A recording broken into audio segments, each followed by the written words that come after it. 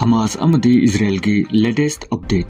Gaza ki Rafah area dalaiba safe oire khaliba refugee camp amada Israel na air strike toksilappadagi micham kaya sibaga loinana mioi kaya so aso apan nangankre. Southern Gaza Strip ta yam sathina air strike toraga pokaiduna maina chakhibagi scene amakakni masida uribase. Israel Defense Force IDF na phongdokhibagi matung innadi senior Hamas leader anika hananaba target tawkhibani. Maram asina air strike mafam asida tawkhibani. Micham singna leiriba relief camp sing mathang mai chaktuna micham singda amangata thokre. Air strike asigi matungda IDF na phongdorokpada makoina tanariba senior Hamas leader ani Yassin Rabia amadi Khalid Nagar makoi ani hatpa ngamle haina phongdorakle. Masigi air strike asida yamdrabada micham kuntragi mathakta sire. Masigi manungda ayambana angang amadi nupina ayambani. Masigi tamthiba attack asi tawdringai pungkhargi mamangda haibadi nongaijing numitta Hamas na Rafah gi maikeidagi Israel gi capital city oiriba Tel Aviv ta rockets nipan kapsinki.